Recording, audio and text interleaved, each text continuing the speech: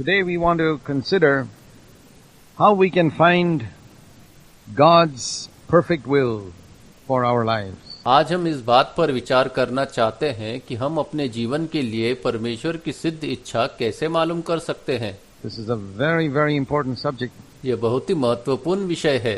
The Bible speaks in Romans chapter 12 about understanding the perfect will of God. Bible Romeo 12 में परमेश्वर की सिद्ध इच्छा को समझने के बारे में बात करती है। It says, "Don't be conformed to this world," Romans 12:2, "but be transformed by the renewing of your mind, that you may prove what the will of God is, that which is good, acceptable, and perfect." वहाँ कहा गया है, इस संसार के सदृश न बनो, परंतु तुम्हारी बुद्धि के नए हो जाने से तुम्हारी चाल चलन भी बदलती जाए, जिससे तुम परमेश्वर की भली और भावती और सिद्ध इच्छा अनुभव से मालूम करते रहो। Romeo 12:2। There is a will of God for your life, which is perfect. आपके जीवन के लिए परमेश्वर की इच्छा है जो सिद्ध है। You know, from the time you are born again, from the time you've given your life to Christ, till the end of your appointed days on earth, God has chalked out, mapped out, marked out, prepared a perfect blueprint, a perfect plan for every detail of your life. जब से आपका नया जन्म हुआ है, जब से आपने मसीह को अपने जीवन दिया है, तब से लेकर पृथ्वी पर आपके नियत दिनों के अंत तक परमेश्वर ने आपके जीवन के हर विवरण के लिए एक आदर्श खाका, एक आदर्श योजना तैयार की है। Where you should live, आपको कहाँ रहना है, whom you should marry, आपको किससे शादी करनी है, what you should do, आपको क्या करना है, what your earthly occupation should be, आपका सांसारिक व्यवसाय क्या होना है, what all trials you should go through, आपको किन परीक्षणों से गुजरना है, what all temptations you should face, आपको किन सभी प्रलोभनों का सामना करना है, and what ministry you should have in His body. और आपके पास उसके देह में क्या सेवकाई है। These are all part of God's plan for your life. ये सभी आपके जीवन के लिए परमेश्वर की योजना का हिस्सा है। And you will never know or fulfill that plan unless you have a longing. और आप उस योजना को कभी नहीं जान पाएंगे या पूरा नहीं कर पाएंगे जब तक कि आपके पास कोई लालसा न हो। See, God doesn't force anyone to walk in His plan. God doesn't even force people to go into heaven. परमेश्वर किसी को इस योजना पर चलने के लिए बाध्य नहीं करता। परमेश्वर लोगों को स्वर्ग जाने के लिए बाध्य नहीं करता है। He doesn't stop people from going to hell if they want to go to hell. वो लोगों को नरक में जाने से नहीं रोकता यदि वो नरक में जाना चाहते हैं। God is a rewarder of those who diligently seek. परमेश्वर उन लोगों को प्रतिफल देता है जो लगन से उसकी खोज करते हैं। The Holy Spirit is in the world moving around, turning people towards God. पवित्र आत्मा दुनिया में है, चारों ओर घूम रहे हैं, लोगों को परमेश्वर की ओर मोड़ रहे हैं। Stirring believers to respond to His call, to surrender and seek God's perfect will. विश्वासियों के उसकी पुकार का जवाब देने, आत्मसमर्पण करने और परमेश्वर की सिद्ध इच्छा की तलाश करने के लिए प्रेरित कर रहे हैं। But if the Holy Spirit finds that you're not really serious about doing God's perfect will in your life, He will just leave you alone. परंतु यदि पवित्र आत्मा को पता चले कि आप अपने जीवन में परमेश्वर की सिद्ध इच्छा को पूरा करने के प्रति वास्तव में गंभीर नहीं है, तो वह आपको अकेला छोड़ देंगे। He won't pursue after you. वह तुम्हारा पीछा नहीं करेंगे। He may try a few times, but if He finds that you're not eager about doing God's will because you won't be able to make so much money then, or you won't be able to get on in the world if you seek God's will, well then He'll just leave you alone. वह कुछ बार कोशिश कर सकते हैं, लेकिन अगर उन्हें पता चलता है कि आप परमेश्वर की इच्छा पूरी करने के लिए उत्सुक नहीं है, क्योंकि उसके कारण आप इतना पैसा नहीं कमा पाएंगे, या यदि आप परमेश्वर की इच्छा चाहते हैं तो आप दुनिया में आगे बढ़ नहीं पाएंगे, तो ठीक है, वो आपको अकेला छोड़ देंगे। And in eternity, you'll have a lot of regrets. और अनंत काल में आपको बहुत पछताना पड़ेगा। Because when you map out your life, you map out as a blind man. जब आप अपने जीवन का नक्शा बनाते हैं तो आप एक अंधे व्यक्ति के रूप में नक्शा बनाते हैं। You're totally blind concerning the future. You don't even know what's going to happen tomorrow. आप भविष्य के संबंध में पूरी तरह से अंधे हैं। तुम्हें यह भी नहीं पता कि कल क्या होने वाला है। You're totally blind concerning all the dangers and the pitfalls that are in front of you, made by men and made by Satan and his demons. आप उन सभी खतरों और संकटों के प्रति पूरी तरह से अंधे हैं जो आपके सामने है, जो मनुष्य द्वारा बनाए गए हैं और शैतान और उसके दुष्ट आत्मा द्वारा बनाए गए हैं. And as far as the future goes, we're totally blind. जहाँ तक भविष्य की बात है, हम पूरी तरह से अंधे हैं. And it's like a blind man trying to walk through an unknown path. यह एक अंधे आदमी की तरह है जो किसी अनजान रास्ते पर चलने की कोशिश कर रहा है. Isn't it good for such a man to have a guide whose eyes are wide open and who can see into the far distance? क्या ऐसे मनुष्य के लिए यह अच्छा नहीं है कि उसके पास एक ऐसा मार्गदर्शक हो जिसकी आंखें खुली हो और जो दूर तक देख सके? And that's exactly what God wants to do for us. God knows the whole future. यह बिल्कुल वही है जो परमेश्वर हमारे लिए करना चाहते हैं. परमेश्वर सारा भविष्य जानते हैं.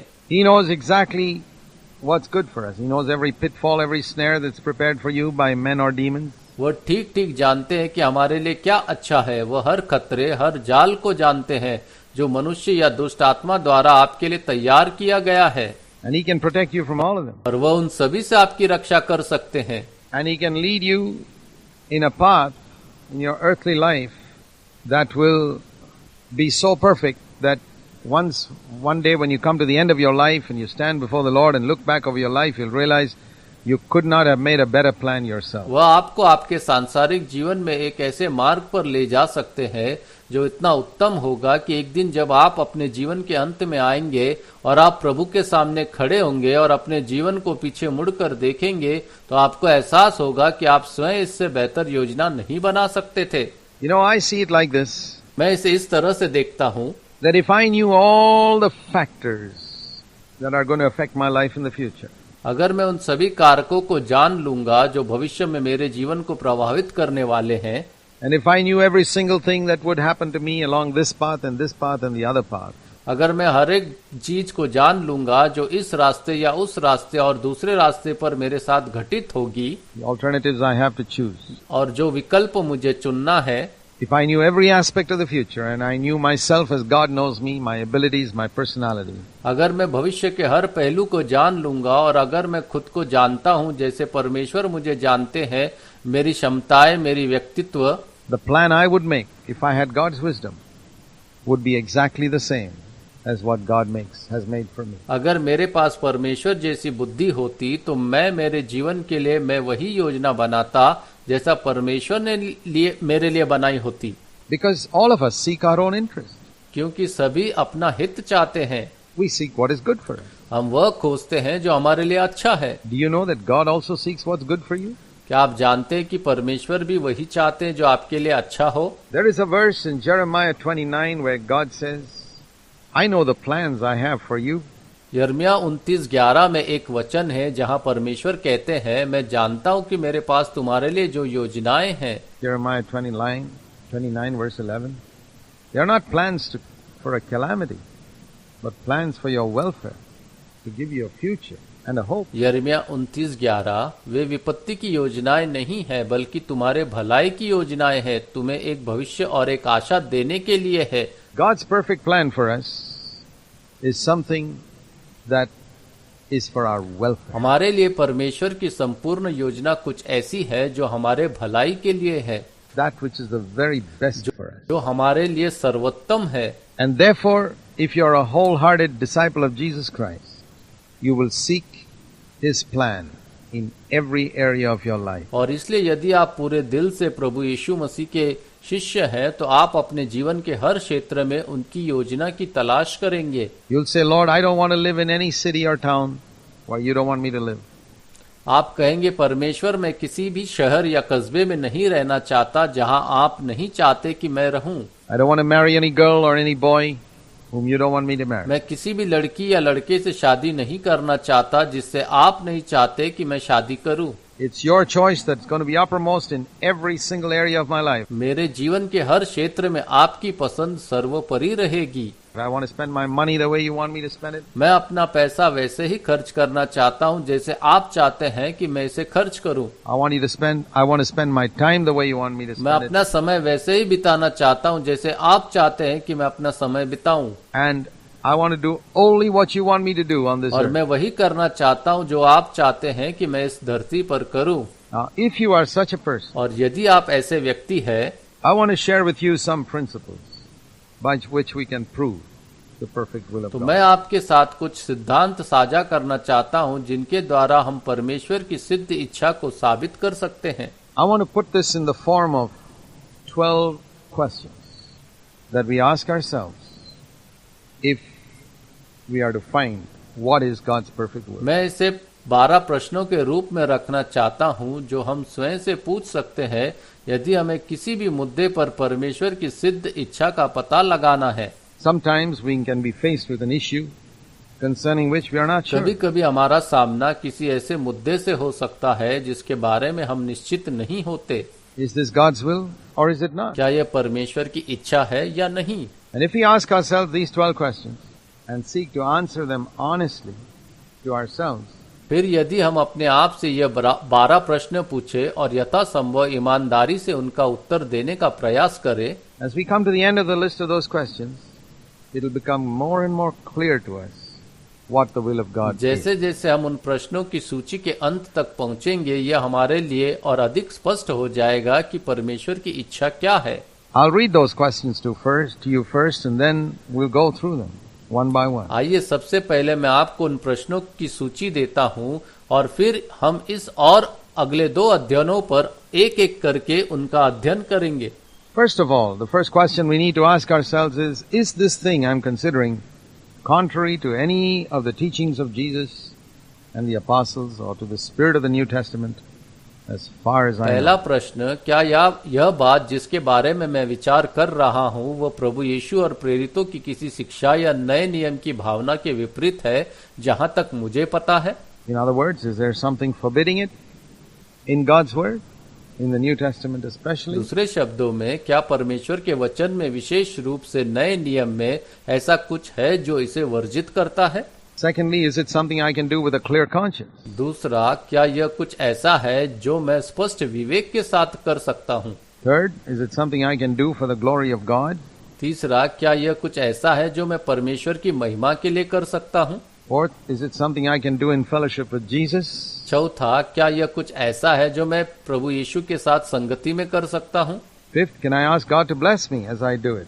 पांचवा, क्या मैं ऐसा करते समय परमेश्वर से मुझे आशीर्वाद देने के लिए कह सकता हूँ? Sixth, will my doing it blunt my spiritual edge in any way? छठा, क्या मेरे ऐसे करने से मेरी आध्यात्मिक धार को किसी भी तरह से कम कर देगी?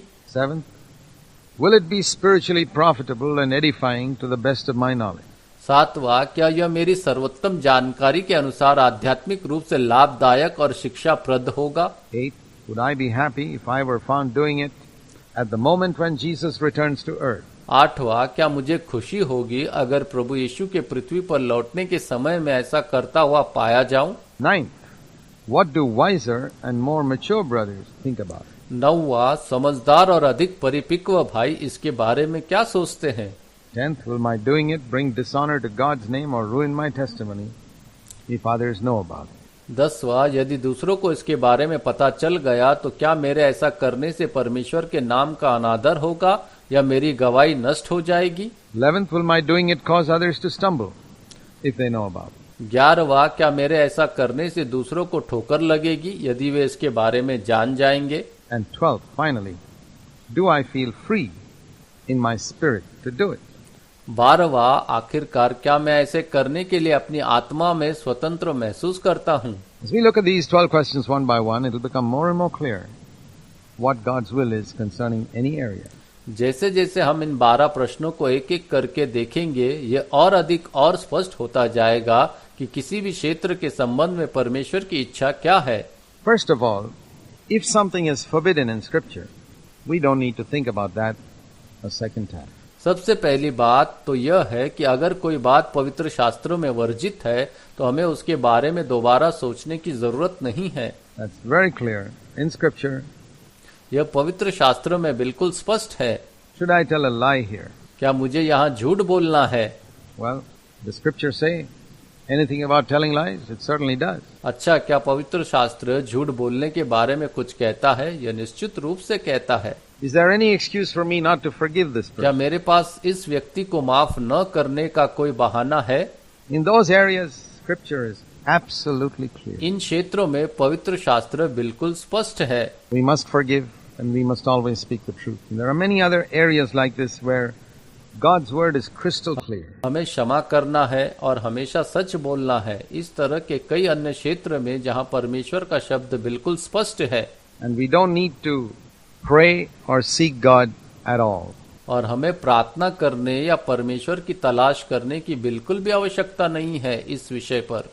And if you are considering something which is contrary to God's word, यदि आप किसी ऐसी बात पर विचार कर रहे हैं जो परमेश्वर के वचन के विपरीत है, is it contrary to the spirit of the New Testament? यदि यह नए नियम की आत्मा के विपरीत है, There may not be a particular passage in Scripture that's pointing to that particular matter which I'm considering. हो सकता है कि यह पवित्र शास्त्र का कोई विशेष अंश न हो जो उस विशेष मामले की ओर इशारा कर रहा हो जिस पर मैं विचार कर रहा हूं। But if I've understood the principles of the New Testament, I can ask myself, is this contrary to the spirit of the New Testament? लेकिन अगर मैंने नए नियम के सिद्धांतों को समझ लिया है तो मैं खुद से पूछ सकता हूं, क्या यह नए नियम की आत्मा के विपरीत है? And by that itself, I should know. That is the first question. उसी से मुझे पता चल जाएगा कि मुझे क्या करना है। यह पहला प्रश्न है। And that's why it's important for us to know what the Scripture says. इसलिए हमारे लिए यह जानना जरूरी है कि पवित्र शास्त्र क्या कहता है। In 2 Timothy 3, verse 16 and 17, it says, All Scripture is inspired by God and profitable for teaching, for reproof, for correction, for training in righteousness, so that the man of God may be adequate, equipped for every good work.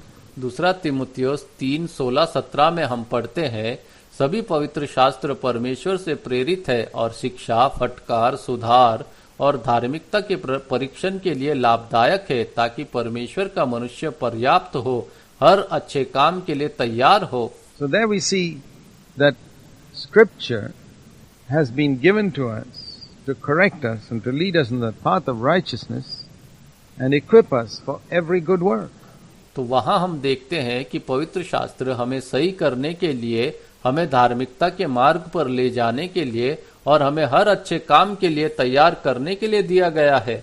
So if you are not familiar with the teaching of the New Testament, there may be situations in your life where you don't know what God's will is, and you won't know. यदि आप नए नियम की शिक्षा से परिचित नहीं हैं, तो आपके जीवन में ऐसी स्थितियां आ सकती है जहां आप नहीं जानते कि परमेश्वर की इच्छा क्या है और आपको पता भी नहीं चलेगा। Because you do not pay attention to Scripture and you have not studied the Scriptures. क्योंकि आप पवित्र शास्त्र पर ध्यान नहीं देते हैं और आप पवित्र शास्त्र का अध्ययन नहीं करते हैं। This is why it is so important to give ourselves to a careful study of the New Testament. यही कारण है कि स्वयं को नए नियम का सावधानी पूर्वक अध्ययन करना बहुत महत्वपूर्ण है, in order to find God's will in the areas where that will is revealed in Scripture. ताकि उन क्षेत्रों में परमेश्वर की इच्छा को खोजा जा सके जहां वह इच्छा पवित्र शास्त्र में प्रकट है।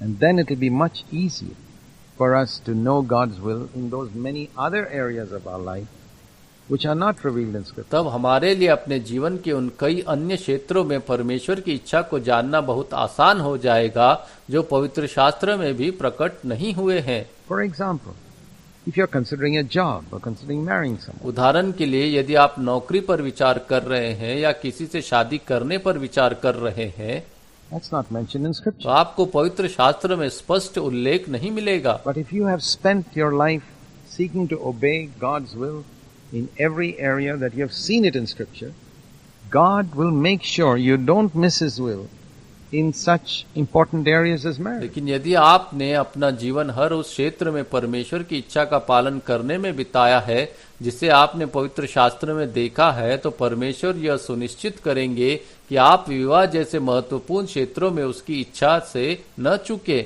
That's the benefit we get by obeying God's word. परमेश्वर के वचन का पालन करने से हमें यही लाभ मिलता है।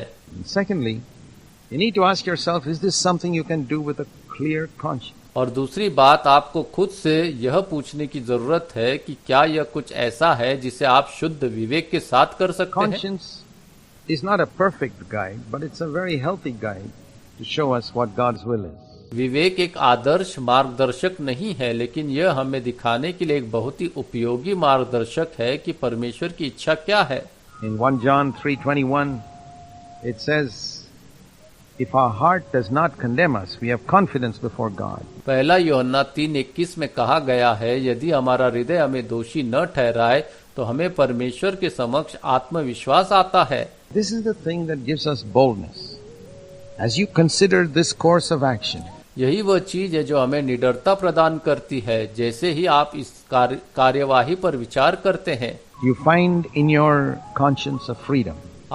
Or does your conscience disturb you? That this is not good.